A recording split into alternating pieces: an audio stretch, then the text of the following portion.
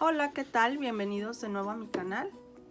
Esta vez quiero mostrarles uno de mis proyectos favoritos. Me encanta esta cajita que tiene forma de máquina de escribir.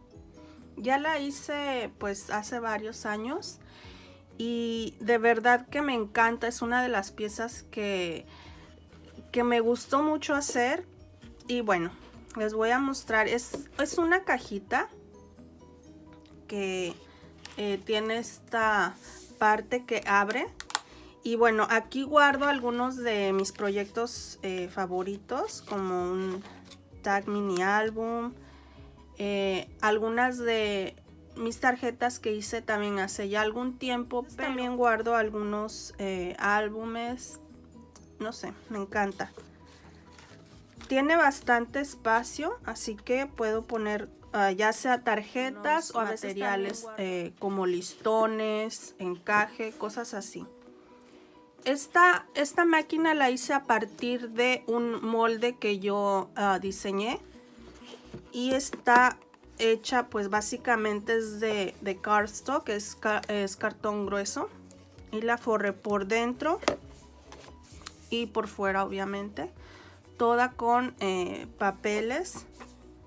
Estos son unos tubos de... Ya saben dónde vienen los listones, a veces nos quedan esos tubos, entonces yo los reutilicé. Aquí arriba es donde le puse más adornos. Tengo algunos de mis encajes favoritos. Algo de estas hojitas que son como doradas. Flores de seda, flores de papel, listón, más encaje.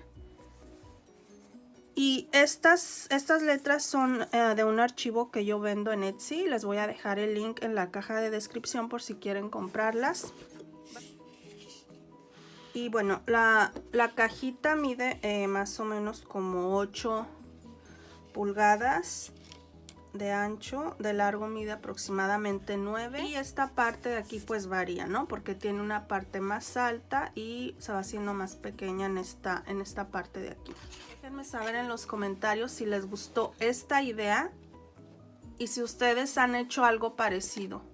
No se olviden de darle like, de suscribirse y de compartir este video si les gustó. Nos vemos en la próxima. Bye.